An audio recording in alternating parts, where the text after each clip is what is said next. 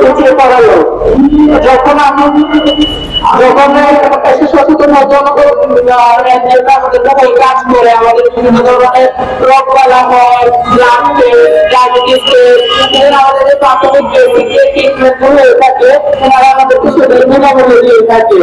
এবং তার সাথে আমাদের অন্যান্য যে নিজেদের মাঝে ডেভেলপমেন্ট করা, আমাদের উন্নয়ন করা, আমরা কিভাবে আমাদের সমাজে নিজেকে প্রতিষ্ঠিত করবো এবং আমরা কিভাবে মূল স্রোতে ফিরে আসবো সেটা এসে সচেতন হয় আমাদেরকে অনেক ভাবে সাহায্য করে থাকে। ডায়াবেটিস এটার কোনো আতঙ্কিত রোগ না, আর একটা মানুষের রোগ হতে পারে, তার অবশ্য ট্রিটমেন্ট থাকে। যারা আসলে ডায়াবেটিস হয়ে থাকে তারা তাদের জীবনকে একটা নিয়ন্ত্রিত করে থাকে, নিয়ন্ত্রিত পরিকল্পিত একটা জীবন সফল থাকে। একদিকে আমরা আতঙ্কিত হবো না, বরং আমরা যদি আমাদের লাইফ স্টাইলকে নিয়ম হিসাবে পালন করে যাদের ডায়াবেটিসটা খুব কমে থাকবে এবং ডায়াবেটিসের সবচেয়ে উপযুক্ত একটা জিনিস হলো নিয়মিত খাদ্যাভ্যাস করা এবং নিয়মিত যে ব্যায়াম বা এক্সারসাইজ থাকে সেটা করা। আমি সবার আগে সেটা বলবো তাদেরকে খুব ধন্যবাদ জানাই, কেননা এর প্রথম কোন একটা স্বাস্থ্য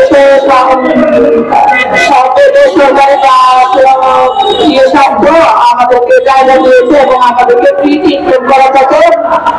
যখন আমরা কোনো অসুস্থ হয়ে পড়ি তখন আমাদেরকে তারা নিজেদের দায়িত্বে আমাদের দিয়ে আমাদেরকে ফ্রি সার্ভিস দিয়ে আসে।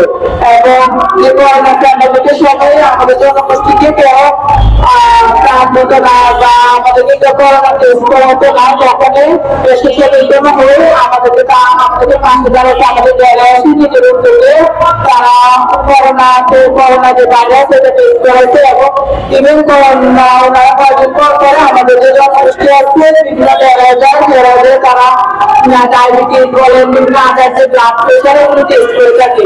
যার কারণে সচেতন হইতে আমি আমার জনগোষ্ঠী সবার পক্ষ থেকে খুব ধন্যবাদ জানাচ্ছি। সবাইকে আন্তরিক শুভেচ্ছা। আসসালামু আলাইকুম।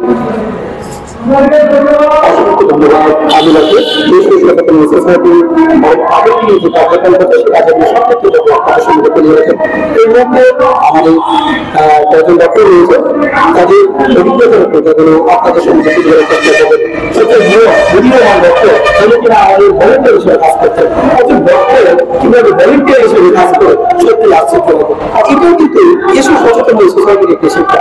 এসব সচেতন গুরুত্বপূর্ণ একটি কাজ হচ্ছে সুসম্পর্ক, তার সাথে সুসম্পর্ক ডাক্তার, রোগী, নার্সের মতো সুসম্পর্ক। এটা নিয়ে কিন্তু আমরা বিভিন্নভাবে কাজ করছি। একজন ডক্টর এগিয়ে আসতে হবে, একজন রোগী হিসাবে আমাদের কিছু দায়িত্ব রয়েছে। ডক্টরের মধ্যে কোন কোন বিষয়গুলো আমরা পালন করবো, একজন নার্স হতে বা চিকিৎসা দিচ্ছে, আমার রোগী হতে হবে, চিকিৎসা দিতে হবে। আমি কি একজন প্রেরণা করাচ্ছি একজন নার্স, আমি কি বলবো এই প্রেরণা করার মতো অবস্থা নার্সকে কি বলবো নার্স আমার রোগীটাকে তারা কি দেখে দেখে? সুতরাং আমাদের শিক্ষা অনেক কিছু রয়েছে। সুসম্পর্ক কখন তৈরি হয়, প্রসেস যেমন আমরা তৈরি করতে পারবো, এই বিষয়টা নিয়েও কিন্তু এসব সচেতন সোসাইটি কাজ করছে।